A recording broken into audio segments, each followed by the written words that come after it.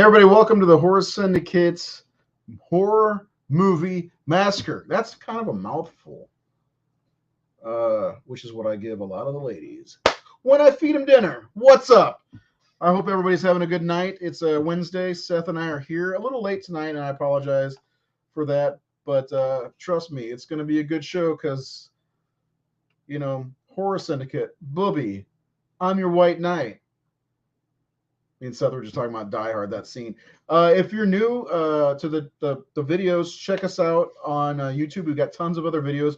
Last week we did the Friday the 13th ratings, rankings, and all that shit, and you can find them on YouTube. So go ahead and head over there, and it's a video of share, subscribe, and hit the notification bell. Stupid fucking bullshit.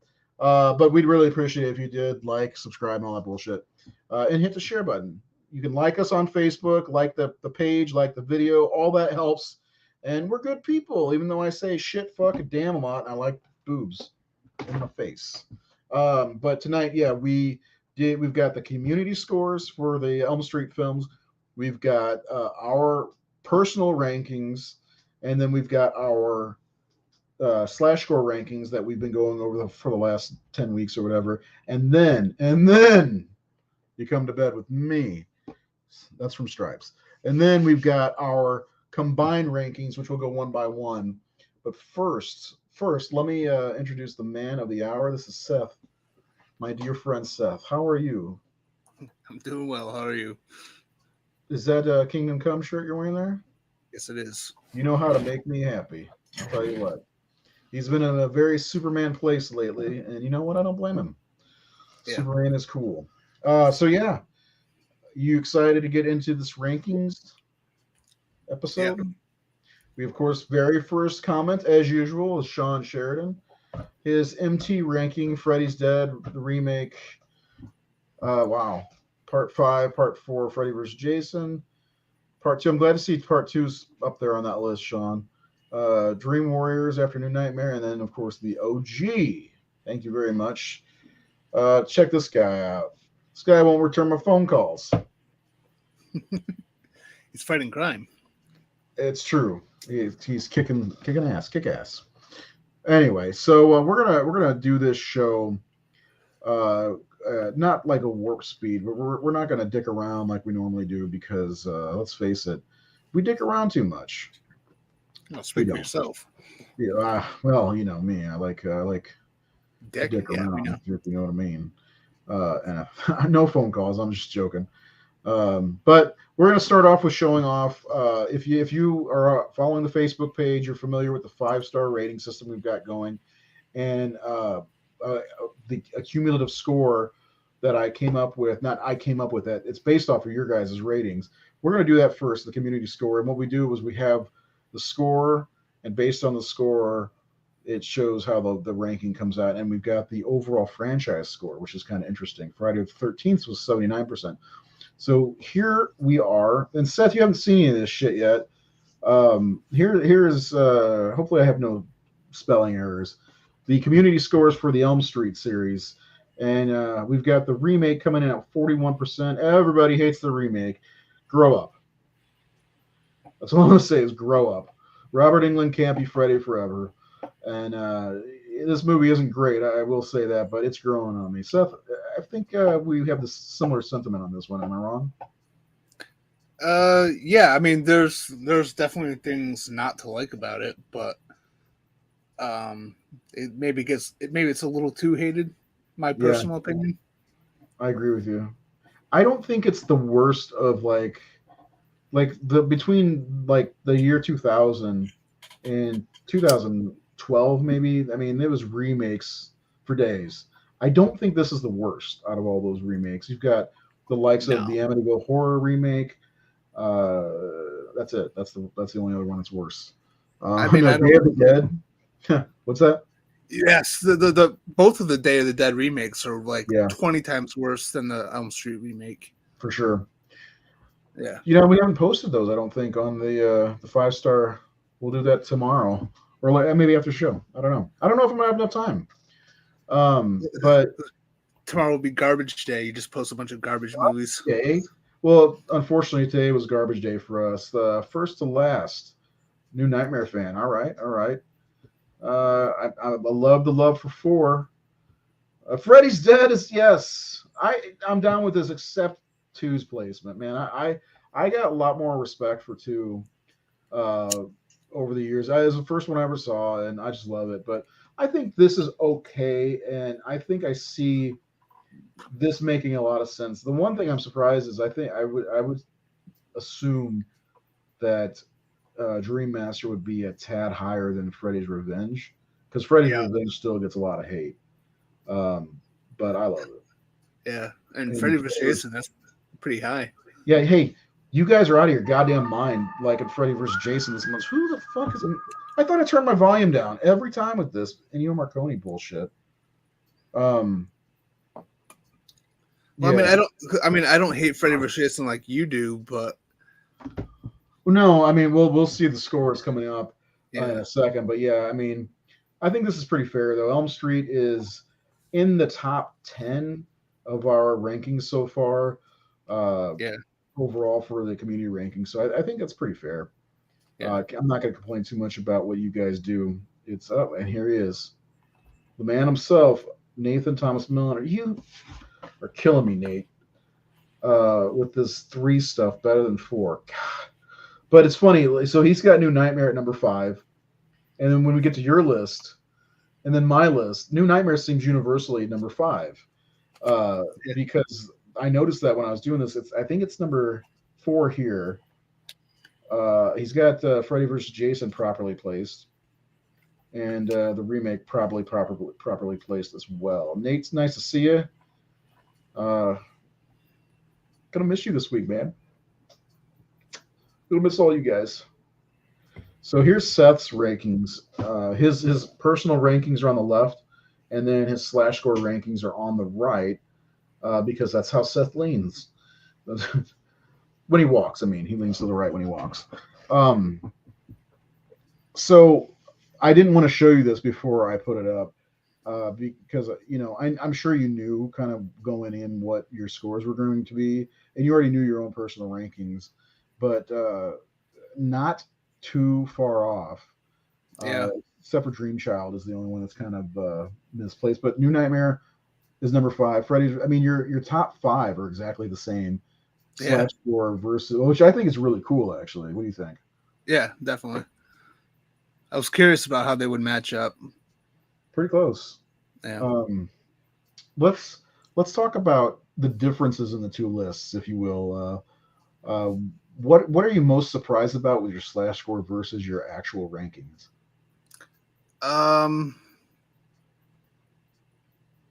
Let's see.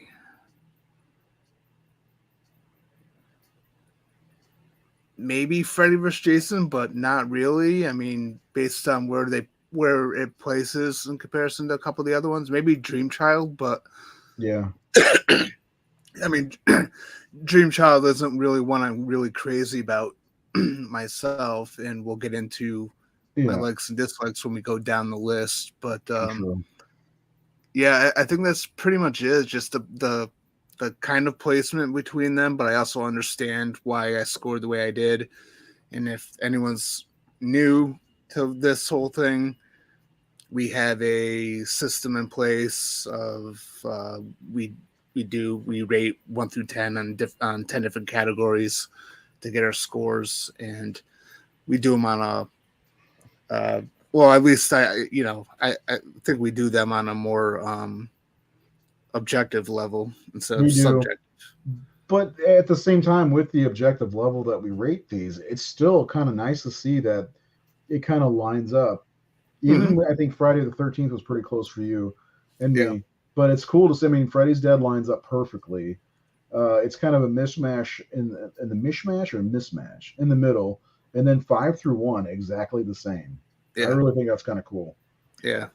And people might complain about Dream Warriors placement because there's a lot of people will put Dream Warriors at number 1, but you got to remember, when it comes to our personal rankings, Dream Master is the one that is like our comfort food. Yeah. you know, and that's one that Seth and I know I go to the first one a lot as well, but you know, I forgot to put the date of the year on Elm Street 1, and whatever. But you know, we'll get to it when we get to each movie. But yeah, we both just adore Dream Master quite a bit, and I don't think it's wrong to have Dream Master ahead of Dream Warriors. There are a lot of issues that I have with Dream Warriors that I had to explain to somebody in the chat, because people still message the fucking page, which is annoying. By Yep. the way, please don't message the Facebook page; it's annoying. And you're gonna get me every time, and I'm gonna give you attitude. Like when these people ask, "Send me a movie," and I say, "Go fuck yourself." Go buy one. Anyway, is there anything else you want to say about your rankings before we move on to mine? No, because I think anything I will have to say, we'll just talk about when we go down through. True. each movie. I like it though. I like how similar the both lists are. So I think it's pretty And cool. the one thing I will say is like I absolutely hands down love the top 5 Hmm. on this list. Like the movies I'm talking about. Right. 6 through 10 are movies that are, I think, watchable, okay at best, but I have a really big soft spot for the first 4 and then New Nightmare. You and me both. But I do have a soft spot for one that you don't, and we're gonna see that on my list: Freddy versus Jason, the remake, Dream Child, and Freddy's Dead. I don't know why I like Freddy's Dead, but I do, and I don't care what anybody says about it. I got Dream Warriors at number 4 on my personal list because no, it doesn't mean I don't like it. Right, I love it, but Freddy's Revenge has a very special spot in my heart. First horror movie I'd ever seen. I love Jesse. Blah blah blah. Kim Myers is so hot. Dream Master, like we said, comfort food, and the number one for me will never not be A Nightmare on Elm Street. It's my favorite horror movie. And then my slash scores line up decently. Freddy's Dead and Dream Child are the only ones that flip flop. But look at my Freddy vs. Jason score. I'll stand by that 31%. I will. Fucking rebel. I was disappointed though when when I added up my scores for Freddy's Revenge and it says 71%. I was like, Jesus, that seems kind of harsh. I actually like Freddy's Revenge more than I like New Nightmare. But yeah, pretty fun. I love ranking movies, and Seth, I think that's something that you and I have bonded over the years is our love for putting things in lists. And no matter what Nathan Thomas Miller says, he loves making lists too. I'll be like, hey, Nate, make a list on this. He's like, okay. And then he'll fucking throw out, I'll be like, make a top 10 list, Nate. And he'll be like, okay, here's my top 100. Yeah. That's 10 seconds later. Yeah. He's got that shit in the barrel already. Let's see. Yes. Yeah, I mean, I think that's about average. This ranking here. What do you think, Seth? It's fair. Yeah. I'm not going to, like, shit on anybody's list at all. 1 through 4 are close to my heart. It's hard to be objective. Yeah, it is kind of hard to be objective. Sorry, boys. Dream Warriors is better, in my opinion, than Dream. That's fine. It's okay to be wrong. I mean, that's like the major sentiment for most horror fans. I think is Dream Warriors being. Yeah, but I just don't understand why Dream Warriors is so disliked. He's so jokey. He's joking in all of them, for God's sakes. Grow up. I'm going to keep saying that. I had to tell somebody that at work today. Grow up. Yeah. And, I mean, if you like one movie over the other, that's your prerogative, really. It's, you can't bash somebody for their own list or what they like. I mean, everybody likes their own stuff. I mean, you wanna bash my list? Come at me, brah. I am forever. Anyway, you ready to go down this list? Yeah. Let's do it. And you have not seen this, right? Nope. All right. So coming at number 9 for me and Seth's combined scores is Freddy's Dead. Let's talk about this. Why do you hate this masterpiece of shit of a movie. That sounded like a rhetorical question. I know.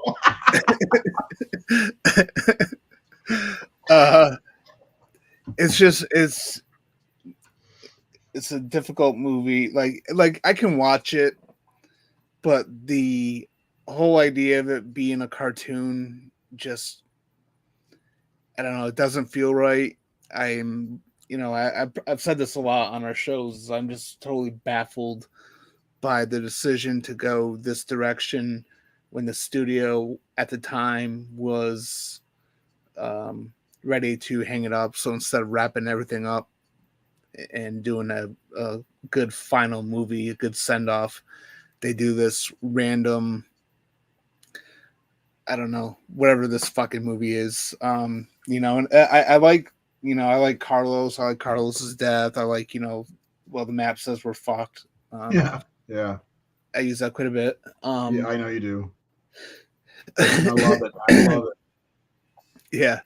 But yeah, I mean, and the way they defeat him, it's like that's the definitive end. I mean, that's the biggest problem with this movie. I think it's not. I mean, this is what we get after like you build up kind of this big mythology, a deep mythology. I mean, sure, part 5 was kind of a misfire. Yeah. But this is not the way to wrap this up, and I don't know what they were thinking. Like I said, I have a lot of fun with this one. Between the nostalgia factor, which I don't care what anybody says, that gets everybody, and the fact that this was the first one I ever bought. I don't know if I've ever told you that, but first one I ever bought on VHS. I don't know. I have a lot of fun with it. So what I'm meaning by that is that was the only one I had for a long time. It was Freddy's Dead. So like it was the only one I watched for a long time. You poor child. Yes. It's okay because the next one I bought was the first one. So it was kind of funny because I had the first and the last one. And, and had nothing in between. I had to mow a lot of lawns to get the rest of them, which I was pretty happy, honestly, with everything up to Freddy's Dead, and then when New Nightmare came out, I was like, this is fine if they never make another one. Yeah. But, is there anything else you want to say about this one before we move on? No, I think I've said my piece on it. I mean, yeah, we have a whole episode based on, kind of a third of an episode on this one. No, did we do a full episode on this one? I thought we did. Yeah, we did. It was New Nightmare, Freddy vs. Jason, the remake. We did one episode on. Right. Yeah. So we did those. Yeah, I know, right? So yeah, Freddy versus Jason, so forgettable. Speaking of, our number 8 is Freddy versus Jason at 48%. So that's what you get when you have 65% and 31% and divide it by 2. You get 48%. My score dragged it down quite a bit, but let me tell you, I think it's deserved. This movie, I've said it numerous times, it has not aged well. And I hate that this is Robert Englund's last theatrical performance as Freddy. Of course, he was in the Goldbergs for an episode, which was a lot of fun. But there's so much wrong with this movie. Jason looks awful. He's an eggplant wearing a crock on his face. Suddenly he has a jacket. I guess he got cold in Crystal Lake. It didn't live up to my expectations back in 2003, and I think it aged really, really poorly. The actors that are in it are terrible, with 2 exceptions, I'd say, other than Freddy or Robert Englund. Mark, I think is his name, the kid in the bathtub. Yep. And his brother, who was the kid from Zach Ward. Yeah, Zach Ward. Thank you. He's actually a pretty decent actor. Yeah. But everything else, I don't know. Monica Keena has huge boobs. We never see him. What's up with that? You don't have a girl with big boobs popping out of her shirt unless you're gonna throw those puppies at us. I'm just saying. What do you got on this one? Yeah, so I mean, I don't hate it like you do. I find it to be kind of fun. I have a nostalgia for it. A good time back in 03, I thought. I was really hyped for it, and I especially loved it. I mean, I totally agree with you. It has not aged well at all, but I think it aged the poorest out of all of these movies. yeah. But I do like the Nightmare on Elm Street side of it more than the Jason side of it. Sure. Yeah. I think Robert's performance is good in it. His makeup is good in it. It's the best makeup since the fourth movie. Yeah, exactly. Yeah, I mean, it obviously didn't really rank really high on my personal list, but I think it's fun. It's, again, like you said, it's aged poorly, but I definitely do not hate it like you do. I thought it was going to be Shakespeare in the Park. I know what it is, Sean. I just don't like it. The fights even sucked. It's more of an action horror film. Love Robert's Fred. There's nothing wrong with Robert at all. He's the best part of this whole movie. Dead stop or whatever. Well, it's like I said, I think, what was it, last week when we talked about it a little bit with our Jason episode, like, just the idea, or maybe it was the episode where we talked about the movie itself, but like, just the idea of Freddy and Jason fighting, just, it's a ridiculous concept. I mean, I was all for it back in the day, but I mean, Freddy was getting his ass kicked by teenagers. Like, he I don't know. They're not a high body count movie. He's always struggled against the people he's been up against, and all of a sudden he knows kung fu and can fist fight.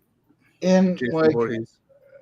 I think Jason Voorhees is an unstoppable force that nobody can. I mean, we're not going to get into the Halloween conversation again, but it's just like Freddy's a scrawny guy for the most part with a glove on his hand. You got to get really close. That machete has a longer reach than that damn glove. It just, the only reason they made this movie was for us, partially, and to make a lot of money, which, thank you. And yes, you got my money. I think I saw it twice in the theater and I bought it. So congratulations, capitalism. Well, I mean obviously, you didn't hate it then. No, it took me 20 years to hate it. Yes. Robert is the only reason I like to look at the cleavage that we get to see also. I'm not afraid to say that, okay? I didn't find it terrible. It was okay, but the final fight, way too WWE for my taste. Yeah. It should have been more in line with the franchises. Not to mention, all of the teens were boring as hell. You, Greg Jarvis, are correct. Uninspired characters doesn't help the movie. All right, moving on to the next movie on our list, the number 7 in the Elm Street ranking is the 2010 most hated remake of all time. We gave it a 53% overall. And to me, this one is growing on me by the year. Every time I watch it, I like it a little bit better. I never will say it's as good as the original film because it's not. And I don't think it really stands up to any of the sequels. I could see it surpassing maybe Dream Child, but that's a stretch because that's got Lisa Wilcox, and there's still some good in that one. But, what about you? Yeah, I mean, like we talked about earlier, there's a lot worse remakes that don't even get trash as much as this one. I understand why people don't like it. But I like Jackie Earle Haley, and I think he could have been a great Freddy with better material and with better makeup, especially. But there's things I like about it. I like the whole micro nap thing. The characters are a little like unsufferable, and I don't know. They're just not really people like I really cared about, and some of the CG wasn't great. It's, especially when they recreated that one scene. The wall scene. But like, I mean, I don't hate it. It's nowhere near as good as the original. Nowhere near as good as most of the sequels, in my opinion. It's low on my list, but it's one that I can watch. Yeah, I like the score for it. Yeah, score's good. Who did the From score? Steve Jablonsky. Steve Jablonsky. Okay. He also did the score for Friday 13th. Yes. And Texas Chainsaw Massacre, and he did some of the Transformers movies and some other stuff. He's a Michael Bay guy. Yeah, I don't know. It's okay. I don't hate it. It's okay. I give this a watch at least once a year. And because I'm one of those that if I watch the first movie, I got to go through the whole series. And if I don't make it through the whole series by the end of the year, I'll start over at the beginning of the next. I'm weird. But I don't know. This one does grow on me more every year, and I think eventually, especially after the next remake, it's either going to get hated more or less. You know what I'm saying? So like, Rick Jarvis says, from the day I saw it, I turned to my wife and said, "A Nightmare on Emo Street. Terrible script, listless direction, and the kids had the personality of a damp sponge." Victor Ferreira, number one, Elm Street 2, New Nightmare 3, Dream Warriors 4, Freddy's Revenge, corny, but I like it. Hey, there's nothing wrong with that. I love it. Dream Master, Abyss, the god awful remake, Dream Child. He likes to change the titles like you do. It might be it might be your soulmate. So coming in at what are we at, number 6? Yes, Dream Child. I found the creepiest picture, by the way. Freddy looks like he's like sniffing that kid's ear. 62%. I think I have a higher score than you do on this one. I don't hate it. I've never hated it. I got to see it at the drive-in with Sylvester Stallone's Lockup. So there's that. It's the last real Elm Street movie. Would you agree with me on that? Yeah. Everything beyond that. Yeah, it's the last. Go ahead. No, I was going to say everything beyond that is a one-off. Yeah. It's true. It's because it's like it the series kind of has a continual storyline with 1, 3, 4, 5 with characters. Nancy's the main character in 1. She passes the torch to Kristen. Kristen passes the torch to Alice, and it's a continuing storyline. Yeah, that's probably the main thing this one has going for it is having Lisa Wilcox and the continuation of the storyline.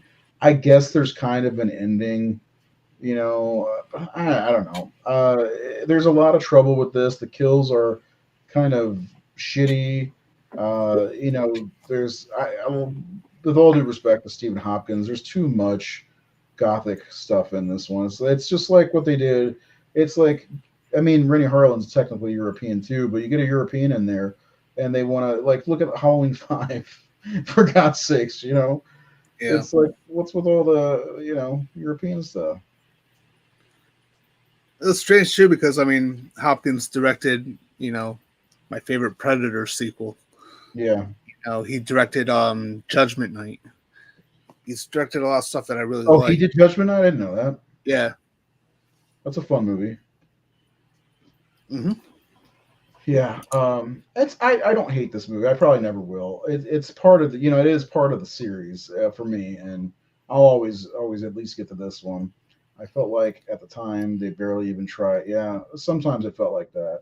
I do like was he Aussie? No, he's English. I'm pretty sure. Let me look. Yeah, I don't remember. Stephen Hopkins. Australian, British, Jamaican director. He's a trifecta. It legitimately says it is a Jamaican-born British Australian director. Okay, we're all right. Even anybody who says he's Jamaican. All right. Yeah. Now, the next one, let's move on, is Freddy's Revenge. Love this movie. I just love this movie. I love Mark Patton. I love Kim Myers, Clu Gulager. I mean, to me, there's nothing bad about this movie except for it's kind of disconnected from the rest, but they didn't know, right? Yeah.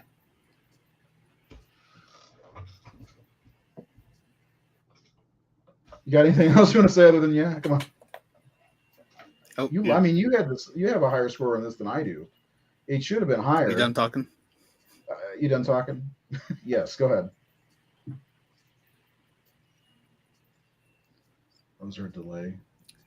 Sorry, I'm getting glitching and delays here on my end. I see it now. Go ahead. Freddy's Revenge, I think, is a really good movie up until the end. I don't care for the resolution to it, but love the score. I like the Jesse character. I agree with your sentiments about Kim Myers. And I one of the things I really love about it is I love the darker side of Freddy. I like when he was, he always had the quips and the jokes because he's a very sadistic character, but he was definitely more presented as a horror villain. With the way he looked, the way he was, presented in the movie. So I absolutely love part 2. The only issue I have is the ending of it. Yeah, I can agree with that. There's a lot to love with part 2, buddy boy, but the ending isn't the best. I agree with that, and I'm sorry that you're having. Saved by the power of love. Yeah, yeah. I feel bad because the scores that it's 80% is not bad, but it's because of me. I could have been nicer to it. Even though how much I talk about how much I love it, but anyway, gonna move on now. This sucks that you have a delay. Urgh. I know. Of course, that's happening with Elm Street. Yeah, I mean everything was going fine up until. What are you taking, and who are you getting it from? Well, if you look at 1 through 4, they're all solid. Yeah. Yeah. I mean, Nathan. I mean, I think you'd be okay with the next one. Coming in at number 4 is Wes Craven's New Nightmare, and for good reason. It's a damn fine film. Seth, talk to us about this one while I look up a picture real fast. Yeah, New Nightmare was one of my favorites for a long time. I like the meta nature of it. I think the big appeal is that it gets back to the horror side of the character after he kind of became very I don't know, he became like like an anti-hero of sorts, and he just became all about the comedic side of his personality with 5 and 6, and so it was kind of nice Just to say see clown. He's been a clown. Side. He's been a clown. Yeah. And I know this is technically not Freddy. It's a demon taking Freddy's form. But yeah, I mean, New Nightmare is a great movie. It's a great sequel. It was ahead of its time as far as being, pre-Scream, as far as the meta stuff goes. Yeah. And yeah, I mean, I dig it. It's one that I don't go for as much as I used to. Like, if I'm in the mood for Elm Street. And we just did a whole episode on this for the Horror Syndicate Discourse, the big show, about 2 months ago. Yeah, I mean, there's a lot to like. I'm glad that Wes Craven got one last crack at Freddy. And, I love Heather Langenkamp. Anytime I can see her in anything, I'm happy. When I found out she was in Hellraiser Judgment, even for that split second she's in it, I was like, yes. Because I love Yeah. But yeah, I mean, overall, I like this movie. There's a few things I don't like. Like, I don't like the design of the glove, but that's just whatever. He went to Yeah. Deadpool. Yes, he did. yes, Yeah. yes, he Basically. did. Yeah. Yeah. But yeah, and I like being you got to see Robert out of the costume in this, out of the makeup in this. There's a lot to like. Good movie overall, and it's like it still to me feels like this is a little bit ahead of its time for the '90s. And then because we got Scream later on, which kind of follows in the footsteps of this a little bit, but I don't know. I like it. I like it a lot. Yeah. Coming in Yep. at number 3, and this is where you guys are going to be mad at us, is Dream Warriors at 92%, which is a high score. So don't harp on us too bad. Dream Warriors is likely the fan favorite. I think Robert Englund's even said that, and that's fair. I think it is. There's a lot of people who think this is the best Elm Street movie. I've always said that it's a really good movie that just it continues to add, because part 2 didn't really add much to the series, really, if you think about it. But this adds to the Right. series a lot to the mythology without ever damaging anything that came before it. And that's a brilliant job between the screenwriters. Wes Craven's a part of that, of course. Chuck Russell, Frank Darabont, and it's a brilliantly directed movie. My problems with this one are the sound design in this movie. I don't like the score as much, almost at all, really. It's so weird sounding to me. Yeah. But the set design is just incredible. Freddy's makeup incredible, and you gotta love the cast. You gotta love the Dream Warriors, and you Yeah. gotta love Nancy's back. Yeah. Go ahead, Seth. Just from a writing perspective, it is objectively the best sequel, right? The story wise, Right. with the way it continues on in such a natural way, the way it kind of flips the first film by, the first film being more focused on Nancy, one character. Sure. And this one is about multiple characters, but this time in a more confined setting. Adding on to the mythology of Freddy, as you said, it added to the series a lot. I think it's a great movie. I absolutely love Dream Warriors, like hands down.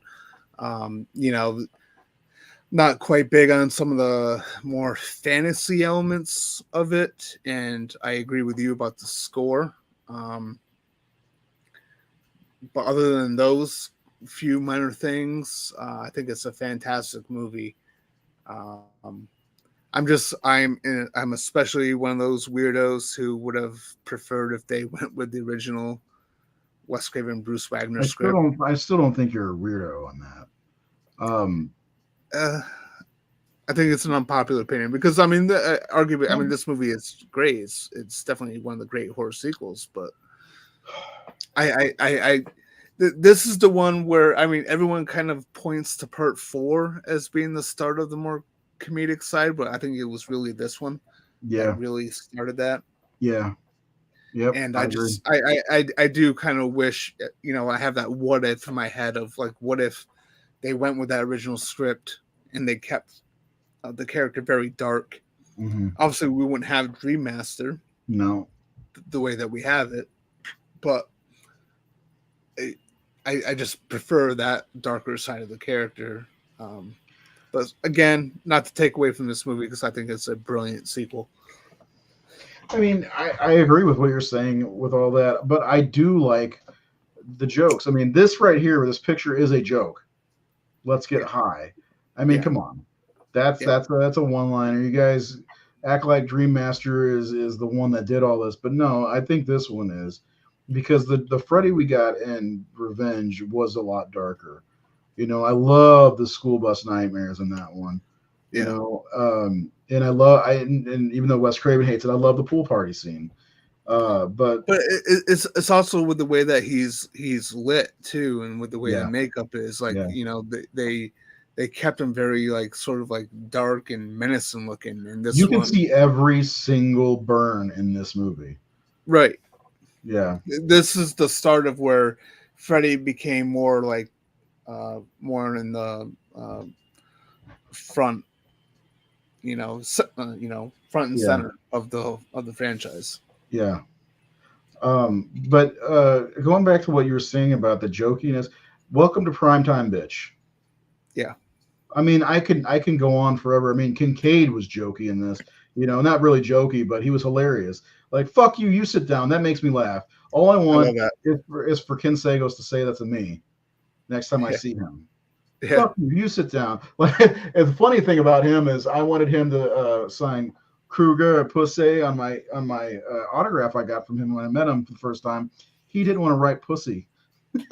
yeah, I'm like, but you say it so well in that movie, Kruger Pussy. yeah.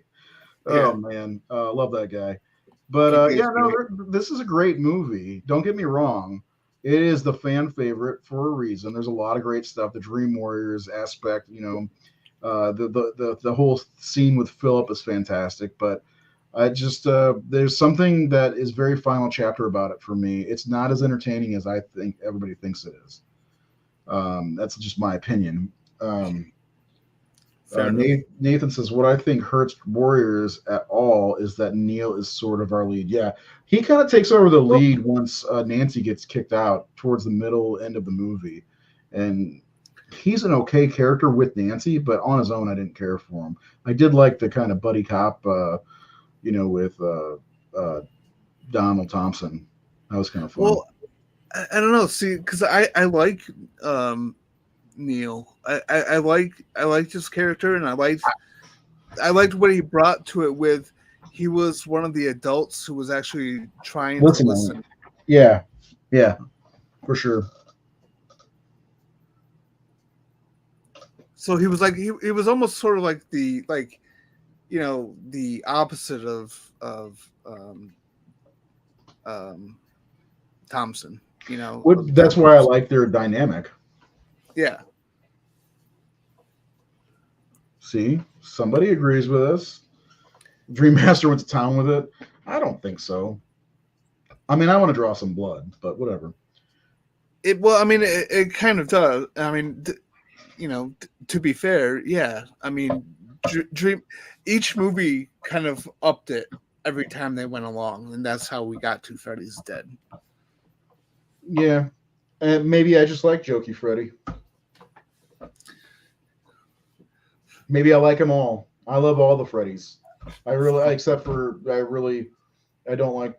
Well, no, I like the Freddy version. I like every time I've seen Freddy on screen, I've liked it because honestly, and correct me if I'm wrong in saying this, I don't think he's the same in every single movie. He changes in every movie, which I Yeah, like. He's not the same character. He's the same character, but he's not. He treats every situation differently, which because as a character, as the dream, demon or whatever, he kind of adapts to the characters or the people he's fucking with. You know what I'm saying? Like this is a good example of Taryn and her addiction problem. And that's one of the things I like about him because he's never really the same with every single character, and he's different in every single movie. Where Elm Street 1, he's very dark. 2, he gets really dark and really creepy. And this one he starts with the jokes and he's more personal with these people, and he does the same thing in the next one. I don't know. I like that he's different in every movie. Even Freddy's Dead.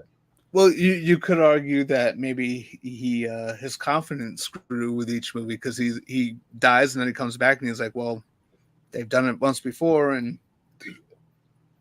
didn't work. I'm unstoppable, and he just kind of started enjoying it more. I don't know. Yeah, yeah, yeah. Why not? Why not have fun? It's like that scene in The Dark Knight when the Joker is driving that truck. I love my job. I love and Freddy Yeah, loves his yeah, job. This guy yeah. just loves his job. So Did you yeah, I just mean, refer to a scene in The Dark Knight in a positive manner? that'll be the last time. No, I mean, we'll talk about that some other time. But there are things about The Dark Knight I like because Heath Oh, okay, Ledger's performance in that movie is absolutely fucking legendary. okay. Let's just throw that out there because I hate Christian Bale as Batman. I love Christian Bale, but I hate him as Batman. He was terrible, and I didn't like Nolan's direction or the stories. Number 2 is Dream Master. Yeah, and obviously you got two massive Dream Master fans here, and I agree with. We had a comment. that said our Dream Master community score was too low. It was like 80%. Yeah, it is. Dream Master is a lot better, I think, than people give it credit for. And I'll start. I'll say one thing about it, Seth. Then you say something you like about it. I'm going to start with the set design is the best in the series, in my opinion. I agree with the set design. I mean, just the whole visual aesthetic of it. It's a good looking film. Yeah.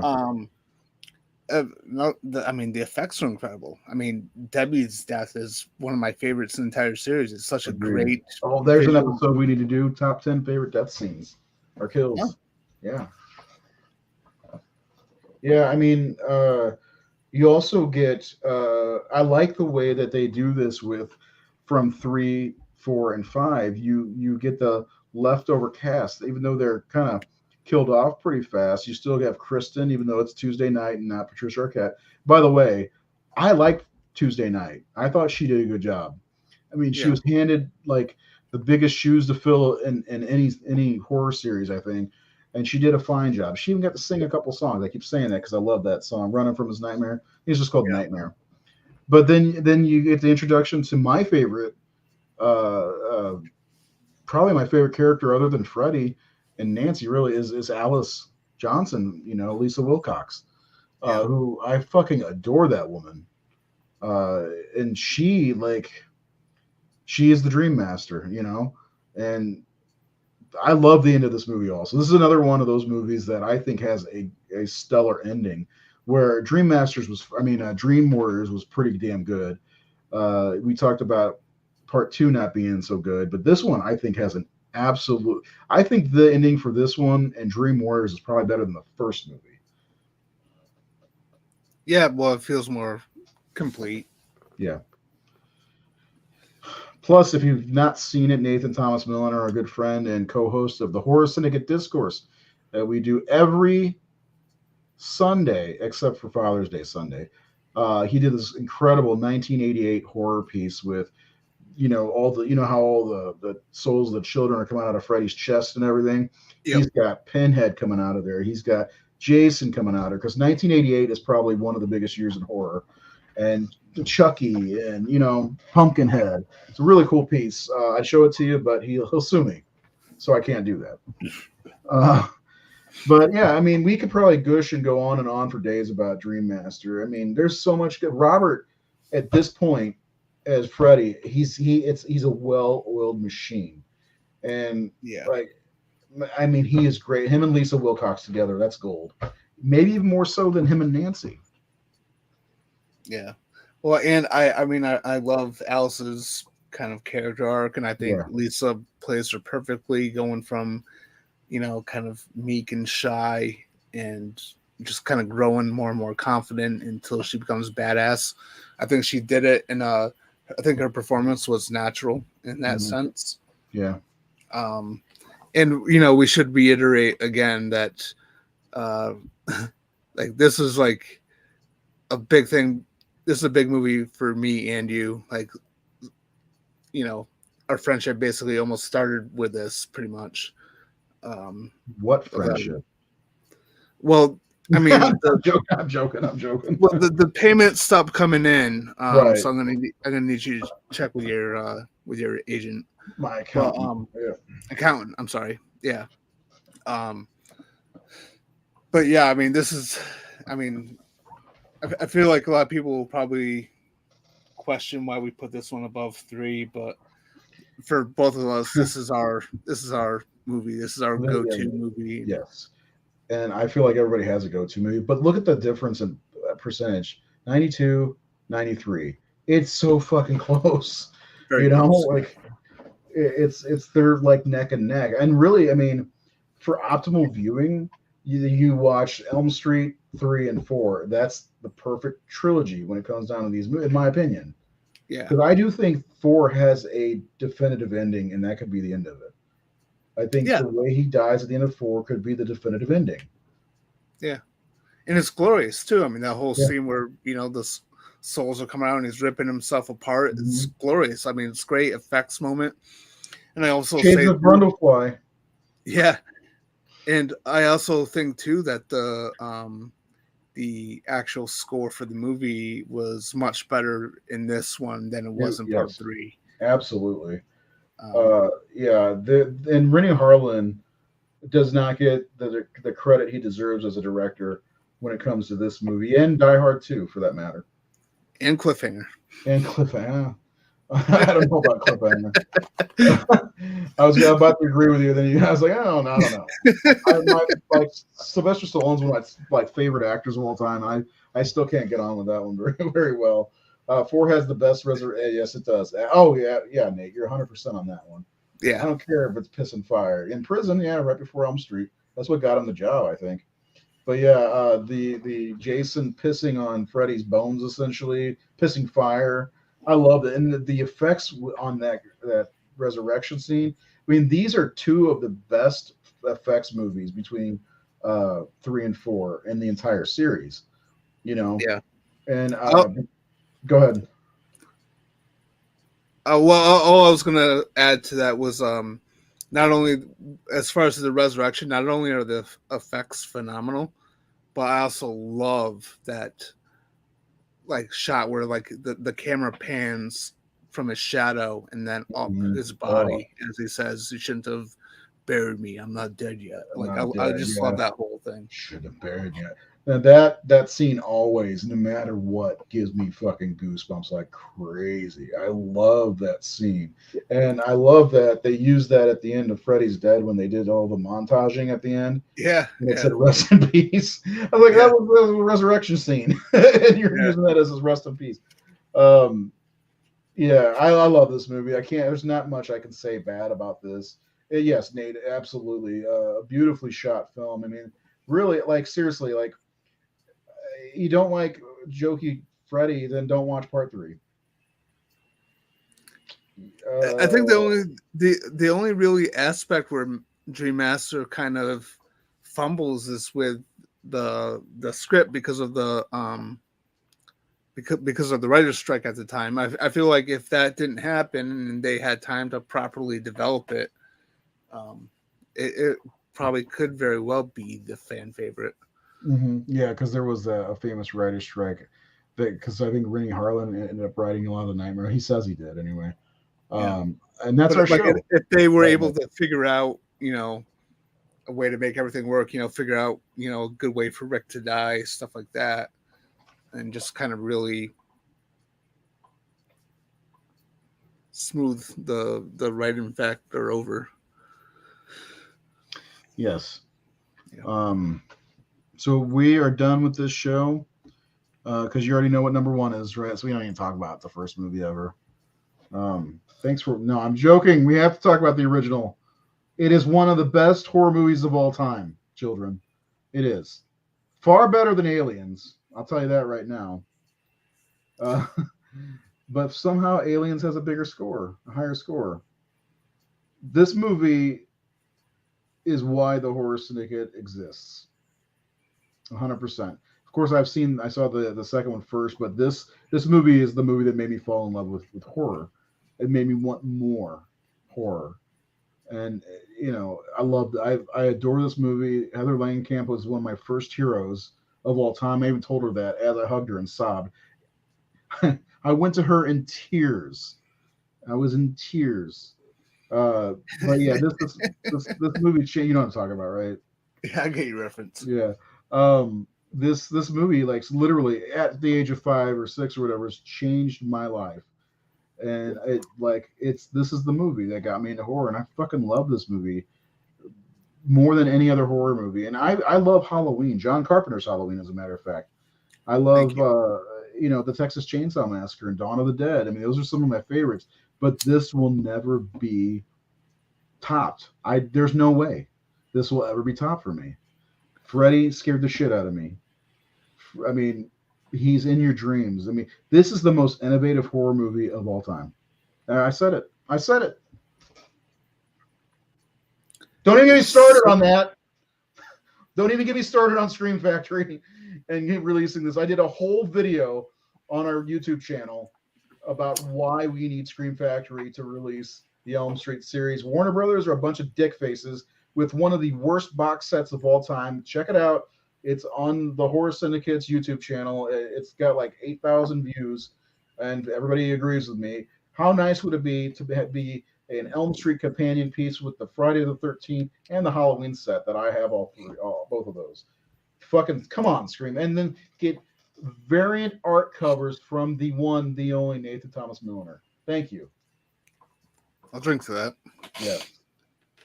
I'll buy that for $1. I'd buy that for $1. Tears in my eyes, sir. Warriors and Master had the Strauns as production designers. So they feel very close. Yes, absolutely. In the same way that the first two did. Yeah, I got what you're saying. Yeah. I got what you're saying, buddy boy. Yes, great practical effects. Dick faces. Yes, I say dumb things.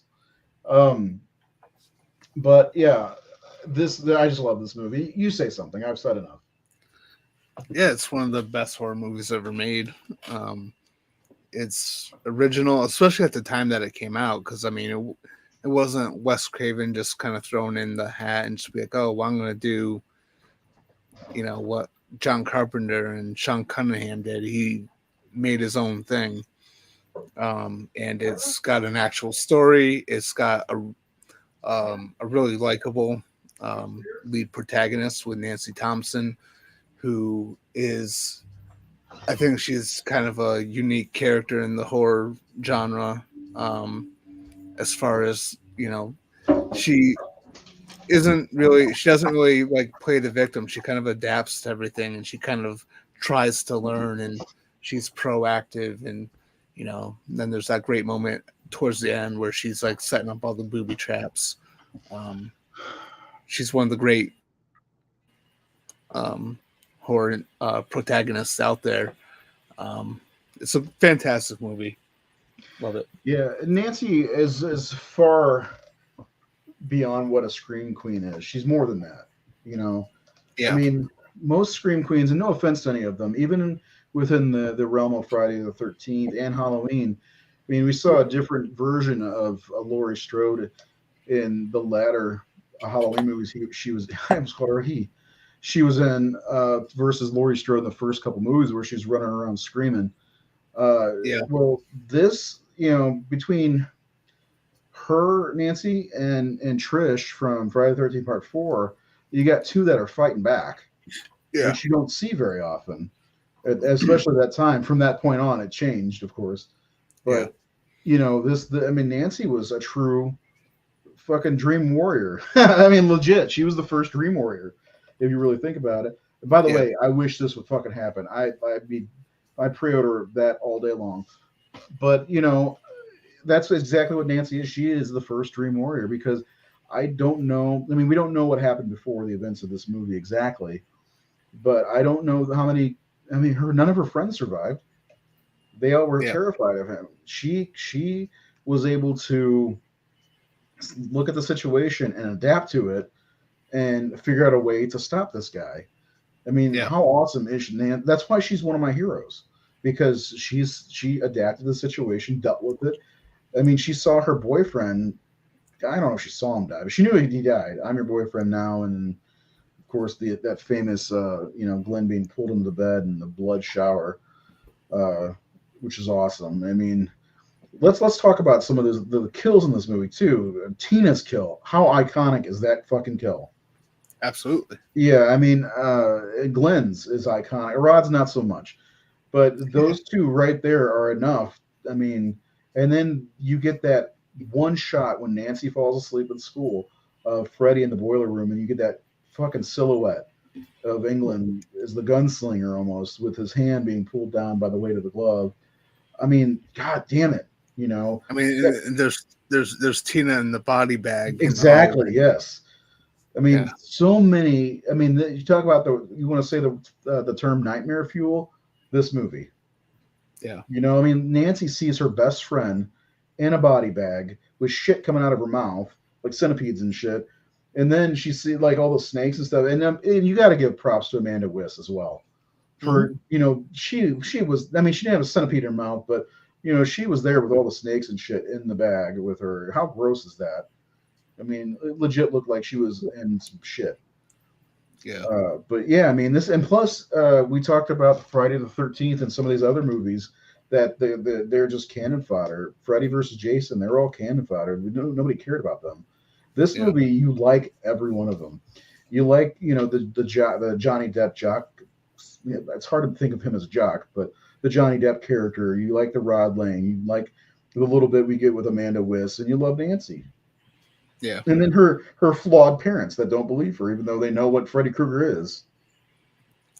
Well, they knew the man, and they represent, I think the majority of people out there. If you say someone who died is haunting you in your dreams and is responsible for killing your friends, I mean, naturally people are not going to believe you. Right. I mean, they didn't believe me. So, but anyway, I mean, we could gush about this movie all day long. It's Yeah. such an excellent film, and it's by far, in my opinion, absolutely. We cannot say enough about John Saxon in this film, and I love his role in his other two appearances in Elm Street, with Yeah. Dream Warriors as the drunk security guard, former cop, failed former president, and then you got him, and he's great in New Nightmare, especially towards the end when he starts calling her Nancy. I love that. Yeah, John Saxon's fantastic. The whole premise of this movie frightened the shit out of us as the 80s, because this, in my opinion, up until maybe Hellraiser, which was only like 3 years, because Hellraiser was a movie I didn't want to even see, because just like the Cenobites terrified me. But this was scary. I think this is the scariest movie of the 1980s. I could be wrong. I think I'm right. What do you think? It's hard to judge that. I mean, it's all like what was you consider what you would consider to be scary. It's not necessarily something I would consider to be scary, but I don't know. I just love it. You don't think Freddy's scary? That's what you're telling me. No, but like I understand like where the concept of it would be, and I'm just waiting for someone to kind of take the right approach with the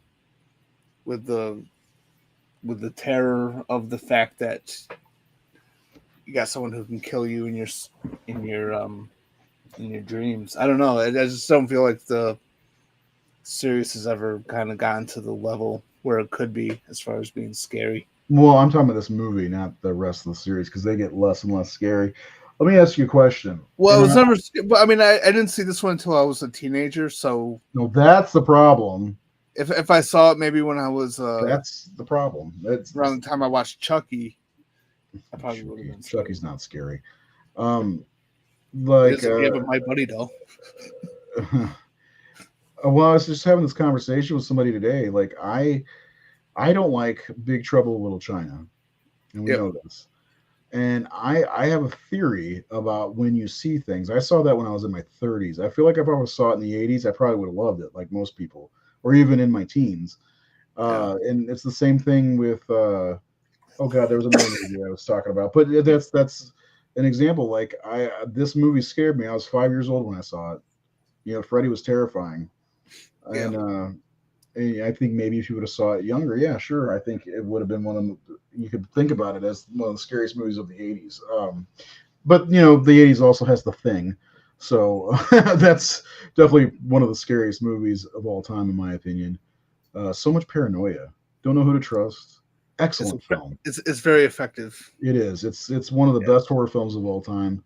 If you don't believe me, rewatch it and pay attention to it. Holy shit! I'm gonna rewatch it tonight. Fine. There you go. We were lucky enough last year. We all got to see it in the theater, which was pretty awesome. It was around this time. It was around Father's Day. It was my Father's Day present. Oh shit! That's right. It was. Yeah. Yeah, exactly. Yes, when Nancy's mom explained, like, he was a real person. He's not just a monster in your dream. He was a real fucking person. There's a lot to be said about this movie, and I just love it. So those are our rankings. We'll go through them again. I want to remind everybody that we're coming back next Wednesday and starting a whole new horror series. And can anybody guess?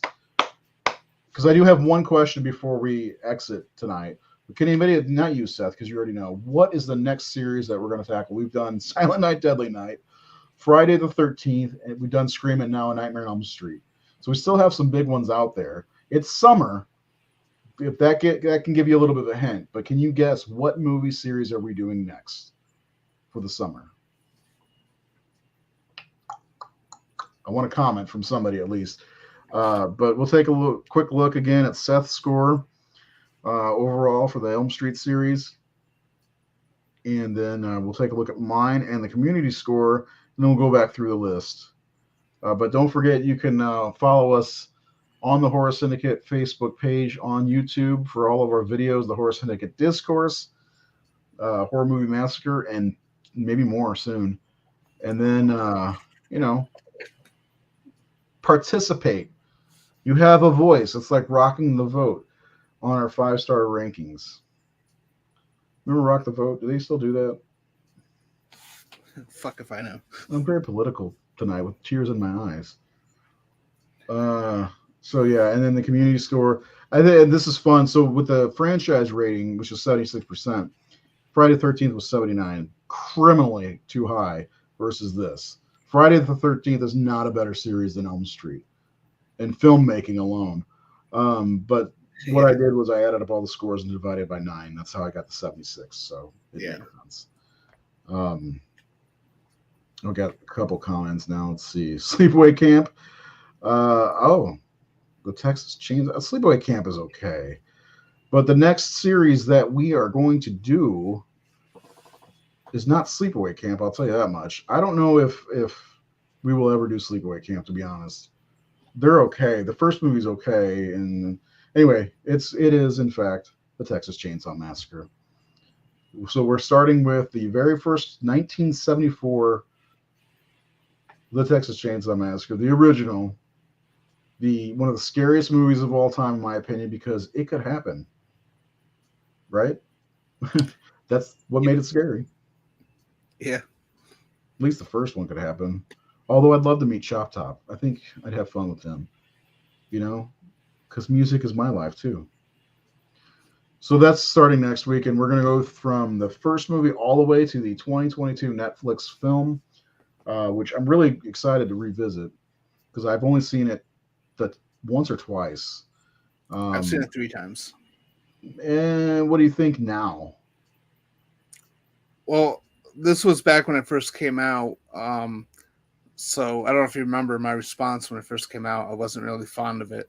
Yes. But the more I watched it, I gave it another shot on my own. And then I watched it a third time with my kids because they love the first 2 movies that they've seen. I gotta get them back into it. But it was growing on me a little bit. Like, we'll get into it eventually, but for me, the Texas Chainsaw Massacre it's about family. It's not about just Leatherface. And I feel like that's where the kind of series was starting to head towards the last couple, being really focused on Leatherface individually rather than being focused on a family. I told you I wanted you to call me Tex. I love that. I love that. So I agree with you. I do. But I am looking forward to revisiting that one. I have not watched Leatherface, the 2017 movie, since we did the show on it almost 4 years ago, I think. Yeah. And then it's the same thing with 3D. Doesn't bother me as much, and I always get a good laugh out of Matthew McConaughey in that part 4, which is just the most batshit crazy movie I think I've ever seen. But we're gonna go. I think we're doing the first movie, then we're gonna do 2 and 3 on one episode. Is that right? Or are we not doubling these up? I don't remember. I don't remember. I thought we were doing them individually, but I could be wrong. Well, I don't want to do part 4 individually. I'll tell you that much. Because maybe we'll do. Oh no, I think we're gonna do 1 and 2 individually, and then 3 and 4, and then the remake and the beginning, and then Leatherface and 3D, and then 1 episode on the last one. I think that's what it was. Okay, that makes sense. So Yeah, by because that point, we'll be getting towards our Halloween. yeah, because we're gonna so after that, I believe in September we're gonna start Halloween movies in In reverse order. reverse. Yeah, we're gonna start with Halloween Ends and go backwards. So Halloween Ends, Kills, 2018, the two Rob Zombie movies in one episode, I believe, and then we'll get into H2O and Resurrection. Resurrection's getting 3 episodes Just for my ranting. just for his rants, and then yeah, and then after October's over, I think we're doing Phantasm. Yep. And I don't know what we're gonna do to finish out the year. The Howlin'. Huh? The Howlin'. No. I'm gonna push that off as long as I can. No. We talked about doing something holiday-ish. I think. So I don't know. I got a whole thing of notes. And then next year when we do these shows, we've got Evil Dead, we've got Child's Play, we've got so much more. The Howling, of course. Leprechaun. No. Um, we did the first Leprechaun movie. And we did New Year's Evil as well. Remember that? Yeah. And Terror right. Train. And Terror Train. Yeah. Actually, maybe the last episode will rank all the movies that we did for the year, or that we've done so far, and that'll be the last episode of the year for the Horror Movie Massacre. But anyway, all right, let's go over these real fast, then we'll get out of here for the night. And remember, no show on Sunday, as it's Father's Day, as Jared, Seth, Nathan, and myself are all fathers, and I think all of us have fathers, except for me. He's dead. And that sounds bad. He died last year. So yeah, it's true. He's dead. I don't hate any of the Chainsaw films. I don't think I do really either. I think 2017 threw me through a loop. I'm looking forward to rewatching the Leatherface 2017 movie because I didn't mind 2013's Texas Chainsaw 3D all that much. It's got some dumb lines in it, but Alexandra Daddario, holy shit. She is the hottest thing on this planet. Not bad for a 40-year-old. Yeah. That's my biggest problem is the timeline. I am such a continuity freak, and the timeline's all jacked up. But 2013's movie, I gotta say, Bill Moseley played Sidow's role is like he was almost made to do that. You know, it's like I wanted to see more of that, more of what would happen right after the 1974 incident, rather than what they went into. Yeah, for sure. You know, it should have taken place in the 90s, but it obviously didn't. But anyway, yeah, we'll get into that whenever we get to the Chainsaw movies next week. The first one next week. Holy shit, indeed, yes. Whew. Lord have mercy. She's on my celebrity list. I could cheat on my non-girlfriend or wife, you know, with her. Best boobs in the business. If I could see Monica Kenas in her prime, that might change my mind, but that never happened, as far as I know. And plus, she dated Eddie Furlong. All right, we'll go back through these real fast. Kind of a rapid. Number 9 is Freddy's Dead. Freddy vs. Jason. 2010 remake. Dream Child. Freddy's Revenge. Wes Craven's New Nightmare. Number 3 is the third movie, Dream Warriors, and number 2 is the 1988 cinematic masterpiece, A Nightmare on Elm Street 4, The Dream Master, and then, of course, A Nightmare on Elm Street is number 1 because it's the best. Seth, any final thoughts on the Elm Street franchise? Because we're putting this to rest. I absolutely love this series, and I really wish that there was more of them, and I wish that something would happen. I know there's a whole thing with the rights right now, but goddamn, I love the Nightmare on Elm Street franchise. It's probably one of my favorites. Yeah, these are really fun films. I visit them often, especially the first 4. New Nightmare is really good, even though I don't go for it as much. Dream Child is one where I cut it a little bit of slack because of Lisa Wilcox, and I liked Alice in it, and I liked the relationship with her father. and I like Dan's death, but it just kind of fell apart all around those things. Freddy's Dead is a clown show. Freddy vs. Jason is fun, but it hasn't aged well. And the remake, I don't hate it like a lot of other people do. The end. We'll have to talk about that one again at some point. I bet in the future we'll be like, oh, this one's actually not too bad. Yeah, I love this series. I want to leave everybody with one question.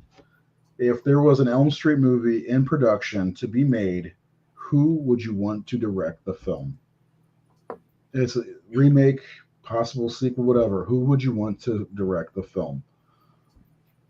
That's what I want to know in the comments. I'll look at these later, and I'll check in. I'm gonna watch you guys because I read all the fucking comments on Facebook. I'm just saying, all the gay bashing, all that stuff. I read that stuff. It hurt because I'm not gay. That 2017 is good. To you, that's the fixation. That's from the 2013 movie, which I said I liked. No,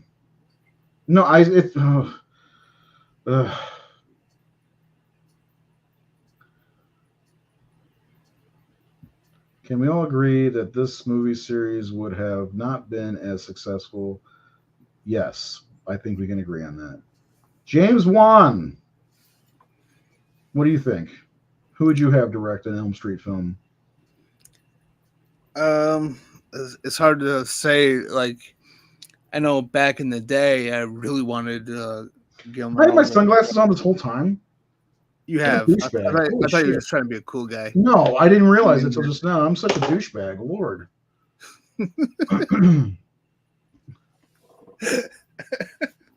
Go ahead. Sorry, go ahead. Back in the day, I wanted Guillermo del Toro to do an Elm Street because he's a good visual director. He is. Unfortunately, with him is like he likes to announce movies and then nothing happens with them. So yeah, I would want one to actually get made and not just be announced. But what about Amy Muschietti or Harry Muschietti, whatever you say his fucking name? No, I don't know about that one because there's always been similarities between Elm Street and It since they both came out. So I feel like if you watch It Chapter 1, you can kind of see where he would be decent for it, but I just don't know. I want him to direct a Batman movie. So, I've seen a rumor. I've seen that rumor too, but I don't want that Batman movie to ever be made. So yeah, again, timeline continuity stuff. I can't help it. That's just the way I'm wired. Anyway, yeah, that's it. Good show, good fun. Texas Chainsaw Massacre series is next. We're going to revisit all the films and give our slash scores just like we always do, and we'll show off the community scores. And I will give you guys, if you'd like, a little taste of the community scores. So I think I've tallied them up. And yes, I use a notebook. I'm old. The lowest rated one is Part 4. Go figure. 41%. The highest rated one is the first movie. Go figure. So, yeah, and everything else falls in between. 2022 is kind of low, 51%. I thought that'd be a little higher. I like that one for the most part. Anyway, that's our show for the night. I appreciate everybody hanging out and commenting and talking to us. We love that shit. Come back for the Discourse episode on the 25th as we're going to talk about The Howling. Seth has been waiting for that for 4 years now. So we'll be talking about The Howling. Oh no, that's Discourse. We're doing Hammer stuff for Discourse at the end of in October. I forgot. Oh, yeah.